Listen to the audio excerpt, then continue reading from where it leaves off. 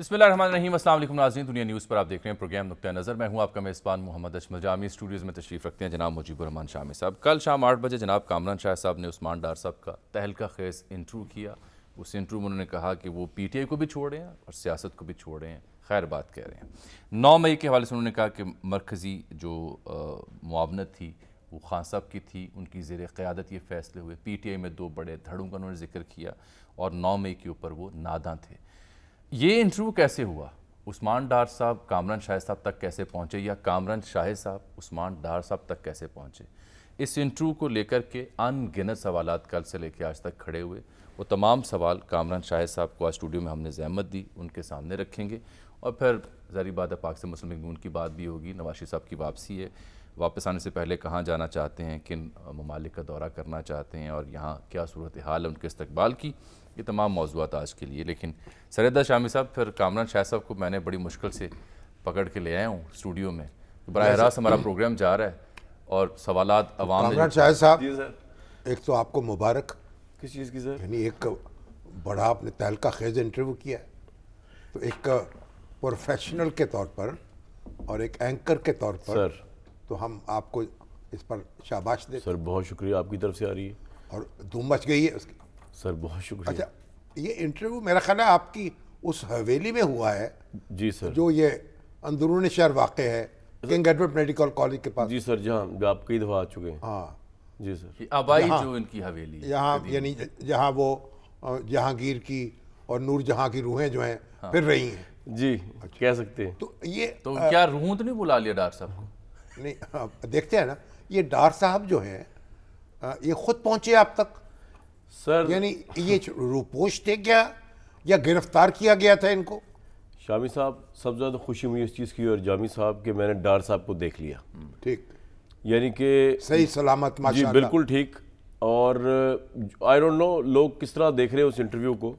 मेरे लिए जर्नलिज्म से बढ़ के इस इंटरव्यू की एक इंसानी वैल्यू है कि डार साहब जो कि 9 मई से नज़र नहीं आ रहे थे, मैं न्यूट्रल लफ्ज़ यूज़ कर लेता हूँ, रुपोश थे। हो सकता है उनकी फैमिली को भी पता ना हो वो कहाँ पे थे।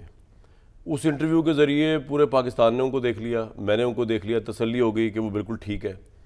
तो सबसे ज़्यादा मुझे तकवीद इस बात की थी कि इस इंटरव्यू के ज़रिए उनसे मुलाकात हो गई और मेरी बड़ी कोशिश थी कि उनसे मुलाकात हो। अब जहाँ तक आपका सवाल ये है कि वो सर ख़ुद तशरीफ़ लाए थे और उनकी ख्वाहिश थी कि मेरे घर पे आके इंटरव्यू दें, वरना वो स्टूडियो भी आ सकते थे, तो इसलिए हमने दुनिया न्यूज़ की टीम वहीं पे बुलवा ली। फिर तो एक प्रोफेशनल तरीके से इंटरव्यू हुआ और मज़े की बात ये थी कि एक गो में हुआ, मतलब जिस तरह लाइव इंटरव्यू होता है ना, ये नहीं हुआ कहीं पे। जी जी, एज लाइव का, बिल्कुल ही लाइव। क्या डार साहब इस इंटरव्यू से पहले भी आपसे राब्ते में थे?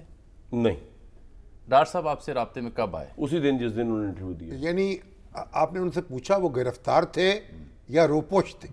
सर मैंने उनसे ऑन एयर पूछा ये सवाल तो कि आप 9 मई के बाद तो नज़र ही नहीं आए, तो आप किधर थे? तो उन्होंने जो जवाब दिया वो ये था, जो कि उन्होंने इंटरव्यू में ऑन एयर हो चुका हुआ है, कि ये जो जिस तरह का मामला 9 मई का हुआ और फिर जिस तरह PTI के ऊपर जो क्रैकडाउन शुरू हुआ और जो परसेप्शन बन गया PTI का, तो वो डबल माइंड थे गालिबन के ये जो पॉलिटिक्स वो करने आए थे, क्या ये वही पॉलिटिक्स है या नहीं, ये उनका जवाब है। नहीं, वो तो कुछ उससे कोई वादे नहीं हुई चीज़। तो सर उसके अलावा मैंने उनसे पूछा देखे ना, खबरें आती रहीं, उनके घर पे पुलिस ने धावा बोल दिया, उनकी वालदा के हवाले से शिकायत रहीं कि पुलिस ने बदतमीज़ी की और एहतजाज भी होता रहा, लेकिन उनकी तरफ से कोई यानी राब्ता नहीं हुआ हमारे साथ, कुछ पता नहीं चला। शामी साहब, मैं ये अस्यूम कर रहा हूँ कि जिस तरह क्रैकडाउन शुरू हुआ था PTI के लोगों के ऊपर और इस तरह पंजाब पुलिस हर जगह जा रही थी, तो हो सकता है बचने के लिए जिस तरह फ़र्क हबीब साहब भी तो अपनी मर्जी से कहीं गए हुए थे ना, जो पता चला गवादर से बरामद हो गए वो, लेकिन गए तो अपनी मर्जी से थे। तो हो सकता है उस्मान डार साहब भी इस वजह से कि पुलिस वगैरह जो है उनको पकड़ेगी, सही या गलत केसेस में उनको धर लेगी, और फिर जब पुलिस पकड़ती है तो यहाँ ये तो पता नहीं होता मेरिट पे केस है मेरिट पे नहीं है। तो मुझे ये उनके जवाब से लगा कि शायद वो इस वजह से रुपोश होंगे कि उनको जो है वो पुलिस तंग ना करे। ठीक, ये फरमाइए, वो तो 10 सितंबर को समर साहब हमारे कोलीग हैं, एंकर हैं, उनके प्रोग्राम में जो वज़ीर दाखिला सिंध है निगरान, वो कह रहे हैं कि उनको गिरफ़्तार किया गया है। वो 10 सितंबर के अगर वो कस्टडी में थे ऑफिशियल्स की या इदारों की, तो उसके बाद अचानक कैसे फिर खैर वफ़ी से पहुँच गए? इस वक्त वो एक आज़ाद इंसान है, मैं आपको बता सकता हूँ, अपनी फैमिली के साथ हैं और غالباً جب وہ انٹرویو دے رہے تھے تب بھی وہ آزاد ہی ہوں گے، ورنہ وہ اگر ایک بندہ کورٹس کو مطلوب ہو، وہ پولیس کو مطلوب ہو اور وہ مجھے انٹرویو دے دے تو پھر تو کوئی ریزن نہیں بنتا نا کہ وہ اس کے بعد بھی وہ کسٹڈی میں کسی کی رہے، کسی کی بھی کسٹڈی ہو. تو by the very steep that he has taken کہ وہ انٹرویو دے رہے ہیں وہ آزاد ہے. تو وزیر داخلہ سندھ جو ہیں تو انہوں نے تو کچھ تجاوز ہی کیا نا، کیونکہ وہ تو سندھ کے وزیر داخلہ ہے نا. تو پنجاب میں کیا ہو رہا ہے تو انہیں کیا خبر ہوگی اس کی؟ نہیں، وہ کانٹیکس میں بات کرتے ہیں سندھ میں گرفتاریاں ہو رہی ہیں اور وہاں پہ ان کی گفتگو کا میرا نہیں خیال پولیس نے تو اس کو ڈینائی کیا. آئی تھنک پولیس کے پاس تو ان کی کوئی وہ یہ بتائیں، یہ عثمان ڈار صاحب آپ کی وہ قدیمی حویلی کیسے پہنچے، کون انہیں لایا، کیسے آپ نے انہیں ریسیو کیا؟ وہ گاڑی میں آئے تھے، غالباً ساتھ ڈرائیور تھا، اور ایسے ہی میں ریسیو کیا پرتپاک طریقے، جس طرح اگر آپ اور شامی صاحب میرے گھر تشریف لائیں. آپ کو ان سے گھر والا ماحول تھا، ہم نے کھانا کھایا، ہم نے چائے پی، اس طرح ہوا ہے. ٹھیک، یعنی آپ نے دیکھا وہ حشاش بشاش ہے سر. گویا ان کے اوپر کوئی پریشر نہیں ہے، کوئی زبردستی نہیں ہو رہی. شامی صاحب میں اس پوزیشن میں نہیں ہوں کہ یہ بتا سکوں کہ وہ پریشر میں تھے یا نہیں تھے. جو جواب انہوں نے دیے ہم اس کی بیس پہ ہی تجزیہ کر سکتے ہیں وہ پریشر میں تھے یا نہیں تھے. کیونکہ کاظم خان صاحب جو ہمارے ہیں سی پی این ای کے جی رہنما، انہوں نے تو کہا بھائی عثمان ڈار اور اسحاق ڈار دونوں میں یہ قدر مشترک ہے جی کہ بیانات انہوں نے ایک جیسے دیے ہیں. سر بات کسٹڈی یہ کہ یہ بیان تو انہوں نے دینا تھا. مطلب یہ انٹرویو انہوں نے ان کی خواہش پہ ہوا نا، یہ انٹرویو انہوں نے دینا تھا. مجھے نہ دیتے وہ آپ کو دے دیتے، آپ کو نہ دیتے ندیم ملک صاحب کو دے دیتے. یہ فیصلہ کر چکے تھے وہ، جب جی مجھے تو فیصلہ کر چکے تھے، ان کی چوائس تھی مجھے انٹرویو دینا. اب ڈار صاحب کی چوائس تھی، لیکن یہ فیصلہ وہ کر چکے تھے کہ انہیں سیاست چھوڑ دینی ہے. جی جی بالکل، اور پی ٹی آئی چھوڑ انہوں نے دینی یہی ہے، بتایا ہمیں، کیونکہ یہ پہلی محبت تھی نا پی ٹی آئی ان کی. جی وہ تو سیاست میں نہیں تھے، تھے، ان کے بڑے بھائی تھے. شامی صاحب یہ تو میں نے بھی وہی بات مجھے وہیں پتا چلا ہے کہ وہ پی ٹی آئی سے علیحدگی کا بھی اعلان انہوں نے جب کیا تو پتا چلا کہ وہ پی ٹی آئی سے علیحدہ ہو رہے ہیں. تو اور بھی کوئی لوگ آپ کے رابطے میں ہیں؟ مجھے تو اطلاع ہے کہ میرے رابطے میں تو یہ بھی نہیں تھے. اچھا، میں تو بتا رہا ہوں یہ تو انٹرویو کے سلسلے میں رابطہ ہوا. ایسے انٹرویو اور بھی آ سکتے ہیں. شامی صاحب کچھ کہہ نہیں سکتا، اور لیکن اگر ایسے انٹرویو آ جائیں تو اس سے اچھی بات کوئی ہو سکتی ہے. اچھا، آپ کہ وہ جو لوگ جو کہ نظر نہیں آ رہے وہ اپنے گھر والوں سے مل لیں. وہ جو لوگ نظر نہیں آ رہے، ایک منٹ جامی صاحب، وہ لوگ نظر نہیں آ رہے منظر عام پر آ جائیں. اگر وہ کسی مشکل میں ہوں کہ مشکل ختم ہو جائے تو اس سے اچھی بات کوئی ہو سکتی ہے. ہمارے بھتیجے ہیں وہ حسان نیازی، ان کا بھی ایک انٹرویو کر لیں آپ. حسان نیازی صاحب اگر مجھ سے رابطہ کریں تو میں جہاں وہ کہیں گے میں دوڑ کے جاؤں گا انٹرویو کرنے، کیونکہ نیازی صاحب سے ہمارا بھی بڑا عقیدت کا رشتہ ہے. اگر شیخ رشید صاحب کریں؟ جی بالکل بالکل. یعنی آپ ایسا کوئی بھی انٹرویو دوبارہ کرنے کو تیار ہیں؟ مطلب اس انٹرویو میں کیا پرابلم ہے جو دوبارہ نہیں کروں گا میں تو اگر آپ کو بتایا تھا نا کہ اسامہ بن لادن زندہ ہوتے ہیں ان کا انٹرویو تو میں کرنا چاہتا ہوں، اس میں کیا مسئلہ؟ فرخ حبیب، جی خبر آج سوشل میڈیا پہ چلتی رہی کیا فرخ حبیب صاحب کا انٹرویو آ رہا ہے، صدق علی عباسی کا آ رہا ہے. میں ویسے ان لوگوں کو مشورہ دوں گا کہ اب اور لوگوں کو بھی آزمائیں، یعنی جو لوگ دینا چاہ رہے ہیں سارا بوجھ آپ ایک اسپیشلائزیشن ہو جاتی نا آپ کی. آپ سارا بوجھ نہیں اٹھانے کو. میری اسپیشلائزیشن شامی صاحب صرف سوال اٹھانا ہے، اور یہ میں خدا کو حاضران جان کے کہتا ہوں کہ کل کے انٹرویو کے اندر میرے اپنے سوال تھے اور زیادہ تر سوال ان کے جوابات سے نکل رہے تھے. پلانٹڈ تو وہ ہوتا ہے نا کہ جی ایک سوال دو سوال، میں نے زندگی میں آپ کے خیال میں جی سر جو پی ٹی آئی ہے اس کے اندر ایک خاصی ڈویژن ہے اور بڑی تعداد میں لوگ جو ہیں پچھتا رہے ہیں اور دوبارہ غور کر رہے ہیں حالات پر؟ شامی صاحب میرا تجزیہ تو یہ ہے کہ اس ملک کے اندر جس نے ڈیل نہیں کی اس کو پھانسی ملی، اور جو باہر آ گیا وہ ڈیل کے تحت ہی آیا. اب وہ خواہ بے نظیر صاحبہ واپس آنا، نواز شریف صاحب پہلے آئے تھے، اب کا بھی یہی تاثر ہے. تو عمران صاحب کے مستقبل کو دیکھنے کے لیے آئی تھنک یہ ڈیل کا ایلیمنٹ بڑا اہم ہوگا کہ ان کو اگر ڈیل ملتی ہے وہ باہر آ جائیں گے، پی ٹی آئی کا مستقبل بن جائے گا. اب ایک سوال اور تھوڑا بہت اگر نہیں آتے باہر تو پھر پی ٹی آئی کا مستقبل. اب اس پہ ایک سوال سن لینا. جی جی. کیا خان صاحب ڈیل کے لیے تیار ہیں اور جن سے کرنی ہے وہ بھی ڈیل کے لیے تیار ہیں؟ مجھے لگتا یہ ہے کہ اگر یہ جو کرنے والے ہیں، اب تحریک انصاف والوں کو میرا جواب بڑا برا لگے گا، اگر یہ ڈیل کرنے والے عمران خان سے ڈیل کر لیں تو پھر تو ہم سب کو آزادی ہونی چاہیے وہ سب کچھ کرنے کی جو عمران خان نے ان اداروں کے ساتھ کیا ہے، اور ہمیں بھی ڈیل ملنی چاہیے. کیونکہ میں نے D G I S I کی پریس کانفرنس میں جو سوال کیا تھا وہ سوال یہ تھا کہ بات انصاف کی ہے کہ ایک شخص جو ہے، آپ کہتے ہیں جی میڈیا تو کنسٹیٹیوشن کے تحت فرینڈلی اسٹیٹس، قومی ادارے، جوڈیشری اور فوج پہ بات نہیں کر سکتا، ہمیں تو آپ پکڑ کے لے جائیں اندر، صحافیوں کو تو یا عام شہریوں کو. عمران خان دندراتے پھر رہے ہیں، ان کو کوئی گرفتار نہیں کر سکتا یا ان کو کوئی سمجھا نہیں سکتا کہ جناب آپ تو کبھی کسی کو غدار کہہ رہے ہیں, کبھی کسی کو کچھ کہہ رہے ہیں. تو میرا تو مسئلہ یہ ہے کہ ایکوالٹی ہونی چاہیے, برابری. یہ نہیں کہ کوئی بندہ پاپولر ہے تو اس کے اوپر قانون کا ہاتھ نہیں ڈلے گا. توبہ کا دروازہ تو بند نہیں ہوتا نا.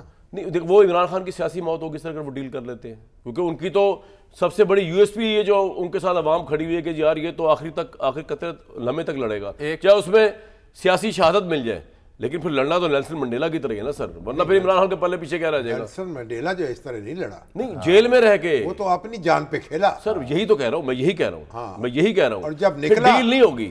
جب نکلا پھر کیا کیا؟ وہ تو بہت بڑا لیڈر ثابت ہوا نا, ہمارے پاس ایسا کوئی لیڈر ہی نہیں ہے. یعنی کوئی انتقام نہیں, کوئی غصہ نہیں, تو میں آپ کوئی نفرت نہیں. میرا آپ سے سوال, کیا ہمارے رہنما یہ انتقامی سیاست کو خیر بات کہہ سکتے ہیں؟ کہنے کی ان کے ہاں گنجائش پیدا ہو رہی ہے؟ یہ تو ابھی تک مسلسل انتقام پتا جب فتح مکہ ہوئی جی اور معاف کر دیا سب کو, رسول اللہ صلی اللہ علیہ وسلم کا لشکر جو ہے وہاں پڑاؤ ڈال لیا, تو ابو سفیان وہ بھیس بدل کے وہ جائزہ لینے کے لیے آیا کہ دیکھوں کیا ہو رہا ہے, اور پہچان لیا. حضرت عباس نے اس کو پہچان لیا اور پکڑ لیا اور کہا چلو رسول اللہ کے پاس, اور انہوں نے کہا امان دو مجھے تو پھر میں چلتا ہوں. حضرت عباس نے امان دی اور رسول اللہ کے پاس لے کے آ گئے. تو حضرت عمر وہاں بیٹھے تھے. حضرت عمر نے کہا تلوار نکالی, اجازت ہو تو گردن اڑا دوں اس کی.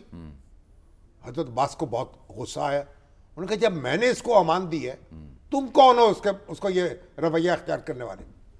تو رسول اللہ نے پوچھا کہ اس سے کیا سلوک کیا جائے؟ حضرت عباس نے فرمایا یا رسول اللہ یہ سردار ہے, اس کے ساتھ وہ سلوک کریں جو سرداروں کے ساتھ کیا جاتا ہے. گھر کو امان کا قرار دے دیا تھا. فرمایا جو اس کے گھر میں جائے گا اس کو بھی معافی ہے. کیا بات ہے, اور اس کو بھی معافی ہے. آپ حسبہ اسنا کی ریاست مدینہ کی بات میں ایک سوال پوچھ لوں. میں نہیں آپ سے, میرا 2 سوال رہ گئے ہیں سر, آپ کو زحمت دی, آج آپ سوال نہیں پوچھ سکتے, آپ سے سوال پوچھے جائیں گے. نہیں آخر موقع آپ کو دوں گا, میں بالکل دوں گا. سر اس انٹرویو کے بعد پی ٹی آئی نے اس پر رد عمل دیا کہ یہ پرانی بوتل میں نئی شراب ہے. ان کی والدہ محترمہ کا بھی ایک ویڈیو سٹیٹمنٹ آ گیا جنہوں نے کہا جی یہ لڑاں گی. نہیں انہوں نے کہا خواجہ آصف نے نام, نہیں سر خواجہ صاحب کا نام نہیں لیا, انہوں نے کہا مفہوم یہی تھا, نام لیا گن پوائنٹ پہ, خواجہ آصف کے کہنے پہ سارا کچھ ہوا. سر گن پوائنٹ پہ انہوں نے کہا کہ ان سے یہ کنفیشن کروائی گئی عثمان ڈار سے, میں وہیں کھڑی ہوں, میں عمران کے ساتھ ہوں. کامران شاہ صاحب جنہوں نے عثمان ڈار کا انٹرویو کیا, کیا آپ ایک انٹرویو ان کی والدہ کا بھی کریں؟ ہاں یار, موسٹ ویلکم بھائی. اور میرے یہ سوالات جو ہے یہ ہر ایک کے لیے, عمران خان صاحب کے لیے بھی یہی سوال ہوں گے جو ڈار صاحب سے پوچھے ہیں. انہی سوالوں میں بلیو کرتا ہوں میں کہ آپ کرنا کیا چاہتے ہیں اس ملک کے ساتھ. بالکل آئیں میدان میں, ہمت تو پکڑیں, انٹرویو دیں. پی ٹی آئی والے بھی تو گن تان سکتے ہیں نا. کس پہ؟ ان کی والدہ پہ. والدہ پہ وہ بیچاری بزرگ خاتون. نہیں وہ تو عزت کے لائق ہے, ہم نے تو اس وقت بھی آواز اٹھائی تھی جب پنجاب پولیس نے وہاں پہ ایک مدعا سمجھ نہیں آ رہا کہ ماضی قریب میں جو ہماری روایت دیکھی ہم نے سیاسی تاریخ میں, وہ یہ تھی کہ ایسے رہنما جنہیں 9 مئی کے بعد کو ریئلائزیشن ہوئی یا جو بھی فیکٹرز تھے, وہ پریس کانفرنس کرتے تھے, خیر بات کہا اور گھر چلے گئے. یہ انٹرویو میں آنا یہ کیا انوکھی ترکیب تھی؟ میں نے اپنے ٹیچر سے ایک دفعہ پوچھا تھا کہ سر آپ کے خیالات پہلے یہ تھے, اب خیالات یہ ہو گئے, تو انہوں نے جواب دیا تھا I have a right to grow.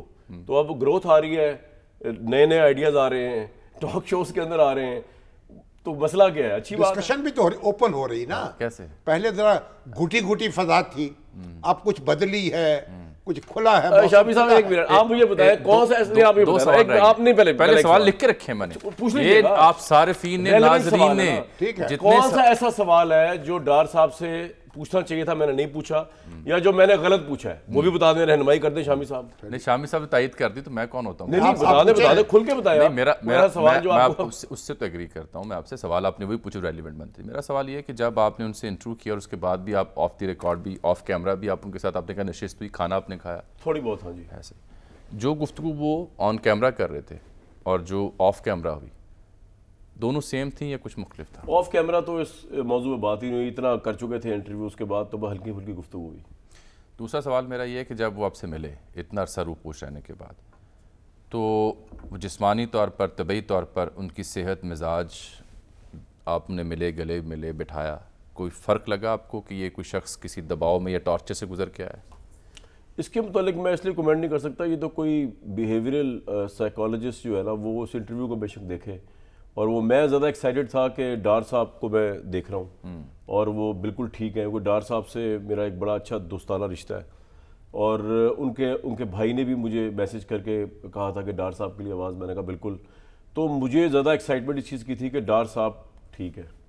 ان کے بھائی آپ عمر ڈار کی بات کر رہے ہیں؟ جی, جو آئی تھنک دبئی میں ہوتے ہیں. اچھا, جو بڑے بھائی ان کے عمر ڈار, انہوں نے آپ سے کہا کہ ان کے حق میں بات کریں؟ نہیں, انہوں نے تو سب کو کہا ہوگا, مجھے انہوں نے خاص طور پہ کہا, اور میں بڑا ریگارڈ کرتا ہوں, میرے بھائیوں کی طرح وہ بھی, ڈار صاحب کے جو بھائی ہیں. تو کہنے کا مطلب یہ کہ میں I can understand the sentiment of the family, کہ ان کے بھائی کا سینٹیمنٹ, ان کے بیوی بچوں سے تو میرے ایکسیس نہیں تھی, لیکن ان کے بھائی کا سینٹیمنٹ مجھے پتا تھا. تو میرے لیے بتاتا ہوں, سب سے خوشی کی بات یہ تھی کہ جب میں ان کو گلے ملا کہ وہ صحیح ہیں, زندہ ہیں, بہوش و حواس ہیں, اور اب وہ آزاد دنیا کے شہری ہیں. یہ تو ہے آپ کی ٹیک. یہ میری ٹیک. پی ٹی آئی کا سوشل میڈیا صارف اس انٹرویو سے بڑا نالا ہے, ہونا بھی چاہیے. پی ٹی آئی کا سوشل میڈیا صارف اس سے پلانٹڈ کہہ رہا ہے, انڈر پریشر کہہ رہا ہے, اور پی ٹی آئی کا سوشل میڈیا صارف آپ کے اس انٹرویو سے اس لیے بھی نالا ہے کہ آپ کو ایسا نہیں کرنا چاہیے تھا. میں تو ایسا آئندہ بھی کروں گا, اگر وہ نالا ہے تو who cares. You don't care. نہیں, ان کو کیا ویلیو ہے یار. ان کا رول ہے رپورٹ کرنا اور حقائق سامنے لانا, کہ ایک شخص جو ہے وہ اپنے خیالات کا اظہار کرنا چاہتا ہے. میں شامی صاحب انہوں نے کوئی جواب لکھ کے تو نہیں دیے نا اس کو؟ نہیں, بالکل نہیں, سوال کسی نے بھی لکھ کے دیے. جو عمر ڈار اور عثمان ڈار مجھے تو بڑے اچھے میرے بھتیجے ہیں. امتیاز ڈار ان کے والد جو تھے مسلم لیگ نون کے ستون تھے ایک زمانے میں, تحصیل کونسل کے ناظم رہے. پر بات یہ ہے کہ ایک پرانا سیاسی گھرانہ ہے, لیکن یہ سیاست سے دور تھے. عمر ڈار تھے نا سیاست میں آئے. بہرحال اللہ تعالیٰ ایک آخری نقطہ رہ گیا سر, ان کو سلامت رکھے. آمین. سر یہ بتائیے کہ وہ انٹرویو کے بعد ڈاکٹر صاحب کہاں گئے, کیونکہ گھر تو نہیں پہنچے؟ نہیں, اپنے گھر پہ. یعنی والدہ کے پاس تو نہیں گئے؟ نہیں, ان کی والدہ مجھے نہیں پتا کہاں ہے, لیکن وہ تو اپنی فیملی اور اپنے بچوں کے ساتھ ہیں. دس آئی کین کنفرم یو. والدہ بھی ادھر ہی ہوں گی نا. ہی از اے فری سٹیزن ناؤ. میں تو آپ کو بتا رہا ہوں کہ جب وہ میرے پاس تھے تو فری ہوں گے نا, اس کے بغیر کس طرح انٹرویو. یعنی اپنی امیڈیٹ فیملی, اہلیہ اور ان کے ساتھ ہیں وہ, یہ میں آپ کو کنفرم کر سکتا ہوں. بالکل ٹھیک. سر آپ کچھ مزید سیاسی تبصرہ پوچھنا چاہیں؟ سیاسی تو شامی صاحب خود کریں گے. سیاسی تبصرہ تو اب یہ تو اب کیسی نظر آئی, نواز شریف صاحب کی واپسی کیسی لگ رہی ہے آپ کو؟ سر یہ تو جب واپسی ہوگی اور جو عوام کا ریئیکشن ہوگا دیکھ رہے ہیں, اس سے ہم تجزیہ کریں گے. ایڈی چوٹی کا زور تو لگا رہے ہیں سر, لگائے, لیکن چل جائے گا پتہ. ہم بھی تو نگاہ رکھتے ہیں نا کہ عوام لائی گئی ہے, یا عوام جس طرح عمران خان کے جلسوں میں آتی تھی اسی سے ویلیوشن ہوتی تھی نا. اور اب عمران خان کے جلسوں نے ایک سٹینڈرڈ سیٹ کر دیا ہوا ہے, تو اگر اس سے ڈبل نہیں ہوتا, کیونکہ نواز شریف صاحب تو بہت عرصے بعد آ رہے ہیں, تو پھر چل جائے گا پتہ. نواز شریف صاحب یہ جو 2 یا 2.5 دنوں کے لیے بیانیہ کا آیا تھا, 1.5 دن کے لیے, وہ اچانک غائب ہو گیا.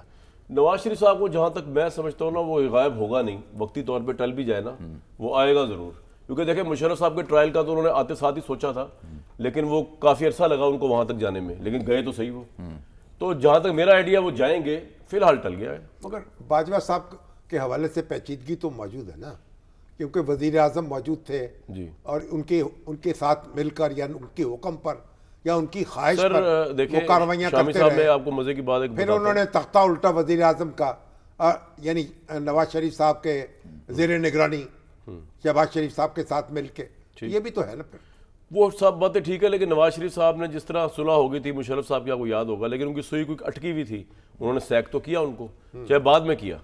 تو اس لیے نواز شریف صاحب سے میں تو سمجھتا ہوں کہ وہ کبھی بھی لے سکتے ہیں. چوتھی بار بھی نہیں سیکھیں گے کچھ؟ نہیں, پتہ نہیں, آپ اس کو سیکھنا کہتے ہیں, میں سمجھتا ہوں کہ اصولی موقف ہے. اچھا, وہ کہتے ہیں میں ڈکٹیشن نہیں لوں گا. مگر حاضر سروس جج جو ہیں جی, ان کا احتساب آپ کیسے کر سکتے ہیں؟ ریفرنس بھیج کے. نہیں, پرائم منسٹر ریفرنس بھیجے گا, جس طرح قاضی فائزہ صاحب کا ہوا تھا. تو پھر جوڈیشل کونسل میں ہوگا. ریفرنس کا کیا حشر ہوا سر؟ اپنی تو حجت تمام کرنی ہوتی کسی ہے. عدالت کے کسی جج کے کسی ججمنٹ کے خلاف ریفرنس نہیں دائر ہو سکتا. ہاں, ججمنٹ کے خلاف نہیں ہو سکتا. ججمنٹ کے خلاف نہیں ہو سکتا. ٹھیک, اس کے لیے تو بات نظر ثانی کی اپیل ہے, نواز شریف صاحب یا جانے اپیل کا حق مل جائے. انتخاب ہو رہے ہیں؟ ہاں جی, انشاءاللہ. اور نواز شریف صاحب آ رہے ہیں؟ آ رہے ہیں, تبھی پتہ چل گیا کہ انتخاب ہو رہے ہیں, ورنہ شاید انتخابات. اچھا, وہ آ رہے ہیں اس لیے آپ کو لگتا ہے آ رہے ہیں. تو آخر میں جاتے جاتے کب تک نیا انٹرویو کر رہے ہیں آپ؟ یار جب میں تو آپ کے پروگرام کے پلیٹ فارم سے کہہ رہا ہوں, جس نے مجھ سے انٹرویو کروانا ہے کروا لیں, میں تو موسٹ ویلکم, حاضر ہے. انٹرویو اسی کام کے لیے اس دنیا میں آئے ہیں کہ سوال پوچھنے ہیں. پانڈے کلی کرا لاؤ. یہ تو کسی کی فلم کا گانا ہے. سر آپ کا بہت شکریہ. آپ بھی بہت شکریہ. تشریف لائے. ہمیں آپ پر فخر ہے سر، بہت شکریہ، مجھے بھی۔ ایک بریک ہم یہاں لے لیتے ہیں۔ کامران صاحب کا شکریہ، انہوں نے اپنے پروگرام کے لیے بھی جانا ہے، بہت شکریہ۔ ایک بریک کے بعد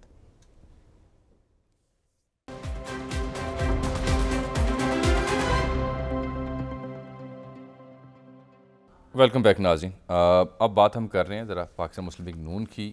نواز شریف صاحب کی واپسی ہے، شہباز شریف صاحب اور دیگر جو رہنما ہیں وہ ایکٹیو دکھائی دیتے ہیں، جگہ جگہ جا رہے ہیں، ان کے استقبال کی تیاریاں کر رہے ہیں، لیکن اب عرفان صدیقی صاحب مسلسل لندن میں ہیں، ان سے رابطے کی کوشش آج بھی میں نے کی، کچھ مصروف ہیں کوئی ان کی جو آپسی ملاقاتیں ہیں، لیکن انہوں نے ایک بیان جاری کیا، میں سنانا چاہ رہا ہوں آپ کو، دیکھیے کیا فرما رہے تھے۔ اس کا کانٹیکس یہ ہے کہ وہ آج ایک خبر چل رہی تھی کہ مفاہمتی گروپ نے تجویز دے دی کہ آپ نہ آئیں، تو یہ اس کا کانٹیکس میں انہوں نے جواب دیا ہے۔ تو پھر کیا کریں اگر نہ آئے تو؟ پھر کیا کریں؟ اب اگر وہاں رہیں گے تو بڑی بھد اڑے گی نا۔ ہاں جی، ہاں، یعنی ایسا نہیں ہے، اب یہ چوائس نہیں رہی، چوائس نہیں، ان کو واپس آنا ہوگا۔ He has to. ہاں جی، حسن رضا ہمارے ڈپٹی بیورو چیف ہیں اور خبر رکھتے ہیں معاملات کی۔ اب دیکھیے یہ جو عرفان صدیقی صاحب وہاں گئے ہیں، ہاں جی، بیانیوں کی نوک پلک سنوار رہے ہوں گے، یہ خبر ہے۔ اچھا، اطلاع بھی کچھ ایسی ہے۔ اچھا سر، حسن رضا چونکہ یہاں مقامی لیگی قیادت سے مل کے آئے ہیں اور نواز شریف صاحب کے جو آمد ہے اس کے حوالے سے بھی خبر رکھتے ہیں۔ حسن، زحمت یہ دو معاملات پہ آپ کو دی، کچھ تو عرفان صاحب بھی بتا رہے تھے، آپ کی کیا اطلاعات ہیں؟ آنے سے پہلے کہاں کہاں جانا چاہتے ہیں اور کیا ارادے ہیں ان کے آنے سے پہلے؟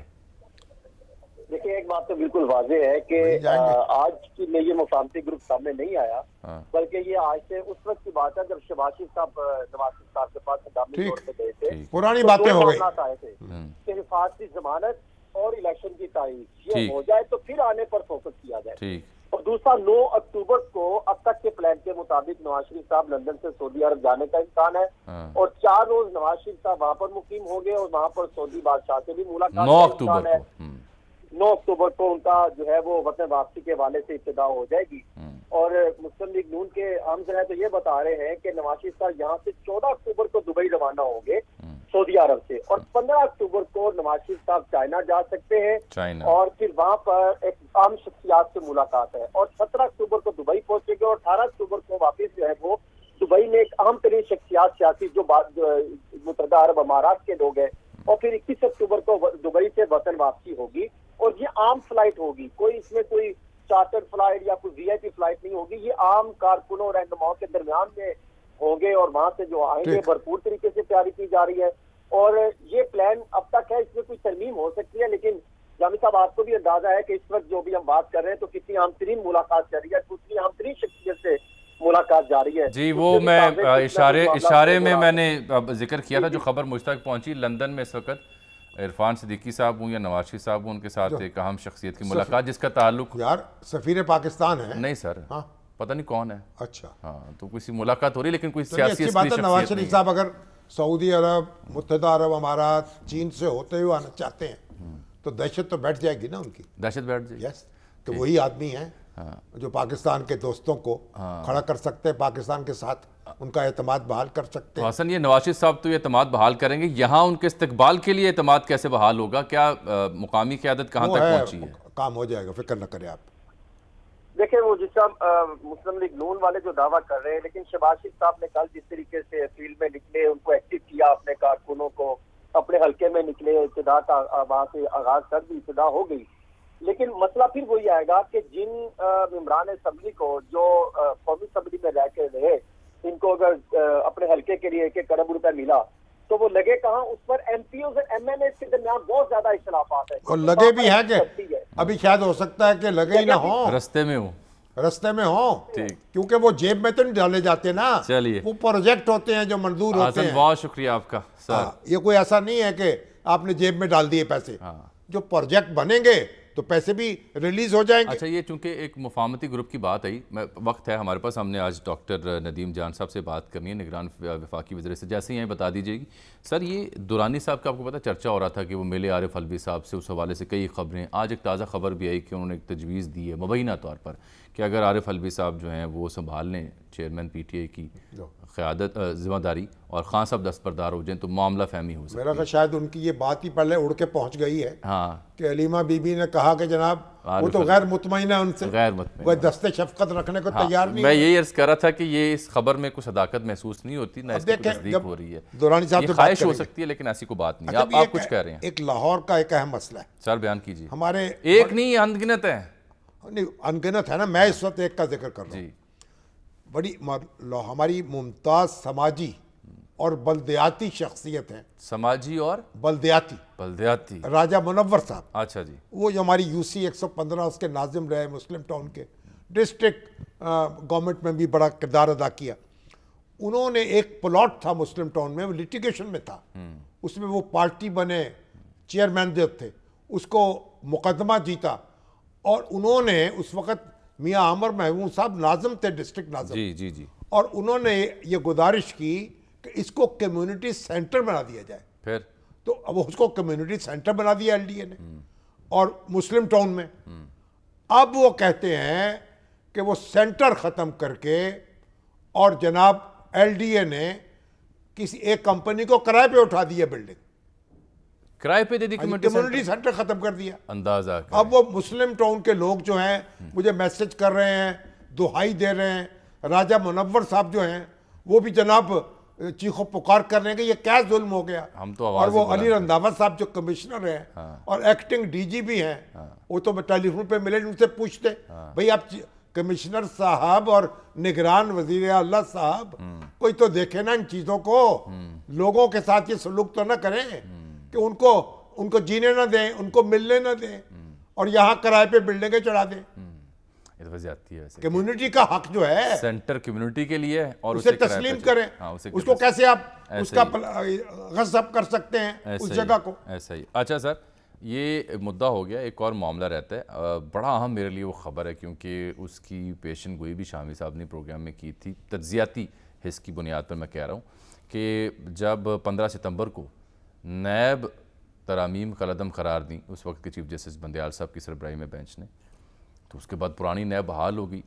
تو جیسے تیزیاں نیب کی آئیں تو اسے تاثر ملا کہ نہیں جی لگتا ہے صف اول کی قیادت جو ہے نا اس کو اب دوبارہ طلب کرنا ہے.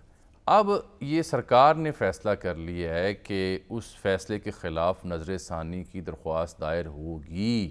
سمجھنا میں یہ چاہ رہا ہوں کہ اس کا مفہوم کیا, پیغام کیا, اس سے کیا اخذ کیا جائے. یہ کیا ایک خبر ہے؟ میں نے اس وقت بھی یہ کہا تھا یہ ایک کمزور فیصلہ ہے, کیونکہ چیف جسٹس ریٹائر ہو رہے ہیں. جسٹس منصور علی شاہ صاحب وہاں موجود ہیں, انہوں نے اس فیصلے سے اختلاف کیا تھا. جسٹس اعجاز الحسن صاحب نے اس سے اتفاق کیا تھا. تو اب تو 2 جج باقی رہ گئے نا, اور ایک کی رائے ایک ہے, دوسرے کی دوسری ہے. ایک کہتا ہے کہ ہم اسے نہیں کھول سکتے, پارلیمنٹ پہ کام میں مداخلت نہیں کر سکتے, یہ ایک ناقابل سماعت ہے. دوسرا کہہ رہا قابل سماعت ہے. تو اب نیا بینچ بنے گا, اور ہو سکتا ہے لارجر بینچ بن جائے, ہو سکتا ہے فل کورٹ بن جائے. دیکھیے یہ جو نیب ہے, نیب سے لوگ تنگ تھے, انتظامیہ تنگ تھی, افسر تنگ تھے, سیاستدان تنگ تھے. اب اس کو آپ اس سے اختیارات پھر سارے کے سارے بحال کر دیں. ہوگا کہ ریویو کے بعد کیا بینچ بنتا ہے. اچھا جی, ڈاکٹر ندیم جان صاحب نے ہمارے ساتھ آ گئے, نگران وفاقی وزیر صحت. السلام علیکم جناب. پولیو کا ایک اور کیس رپورٹ ہوا, ڈاکٹر صاحب بھی وہاں گئے ہوئے تھے. ٹھیک سر, یہ ہم جب بھی پولیو مہم آتی ہے اس پروگرام میں ہم بار بار اس پہ گفتگو کرتے ہیں, آگاہی کے لیے بھی اور یقین دہانی کے لیے بھی کہ پولیو سے پاک ہی پاکستان ہمارا مشن ہونا چاہیے. پھر کیس برآمد آ جاتا ہے تو کیا وجہ بنتی ہے کہ ہم اس سے چھٹکارا نہیں حاصل کر پا رہے؟ بہت شکریہ جامی صاحب. اصل میں اس پروگرام نے مختلف فیزز لیے, مختلف ٹائم پہ اس کے مختلف چیلنجز رہے ہیں. کبھی ٹیبوز, کبھی ریچ کا مسئلہ, ایکسیس کا مسئلہ, کبھی وہ مس پرسیپشن کا مسئلہ.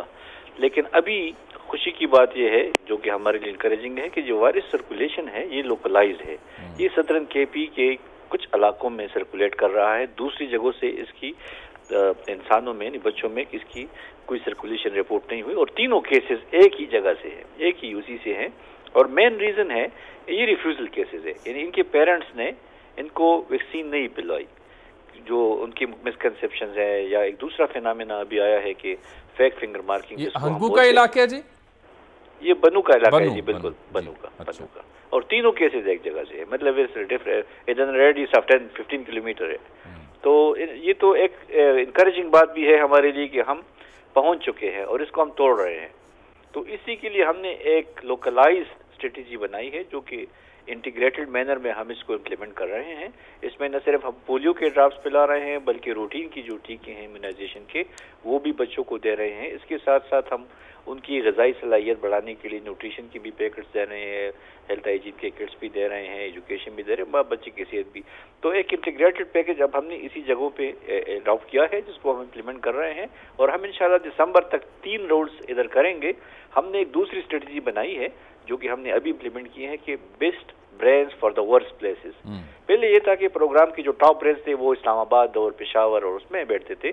ابھی جو ٹاپ برینڈز ہیں ہم نے ان کو ریلوکیٹ کیا ہے بنو میں. تو آپریشنل ہب ہم نے بنایا ہوا ہے بنو میں، اور وہ ادھر ہی پروگرام کو امپلیمنٹ بھی کرا رہے ہیں اور اس کو مانیٹر بھی کرا رہے ہیں، اسٹریٹجیز بھی، اور وہ وقتاً فوقتاً اس میں مختلف. ڈاکٹر صاحب یہ جن میں تشخیص ہوئی ہے وائرس کی، پھر وہ تو ان کا تو علاج نہیں ہو سکتا، یا ہو سکتا ہے ابھی ایسی کوئی اسٹیج یہ ہے؟ ایک بہت بڑا المیہ ہے شامی صاحب، یہ بہت بڑا المیہ ہے کہ یہ والدین جو ان خاص علاقوں میں ہیں سمجھ نہیں رہے کہ جب یہ مرض اپنے بچوں سے مستقبل سے کھیل رہے ہیں، مستقبل سے بچوں کی مستقبل تاریک ہو جاتے ہیں. اس کا علاج کوئی نہیں دریافت ہوا، اور یہ بچہ ساری عمر پاس رہتا ہے اور وہ کھیلنے کودنے اور وہ تعلیم حاصل کرنے پر اگر بچی ہے تو اور بھی اسٹگما آ جاتا ہے. تو یہ ایک بہت بڑا سوشو ڈیولپمنٹل فینامنا ہے، نہ صرف ہیلتھ کا ہے بلکہ یہ پورا ایک سوسائٹل پرابلم بن رہا ہے، کیونکہ یہ ریزسٹنس اگر خدا نہ خواستہ ہم توڑ نہ سکیں، جس کے لیے ہم بالکل کوشش کر رہے ہیں، شب و روز خدا ان کوشش لوگوں کر کی رہے ہیں. آنکھیں کھولے، ان کو دیکھنے کی توفیق دے، اپنے بچوں کو محفوظ بنائیں، لیکن اب پوری انہیں دنیا قطرے پلائیں. پوری دنیا پولیو فری ہو چکی ہے. اندازہ لگائیں ہمارے ہاں یہ جن بدقسمتی بچوں میں وائرس کی تشخیص ساری ہو گئی، زندگی کے لیے وہ تو گئے کام سے، گئے کام سے، اور ذمہ دار والدین ہیں. اور والدین بھی روتے رہیں گے ساری عمر. چلیے جی، بہت شکریہ ڈاکٹر صاحب آپ کا. ناظرین یہاں پروگرام میں ایک بریک.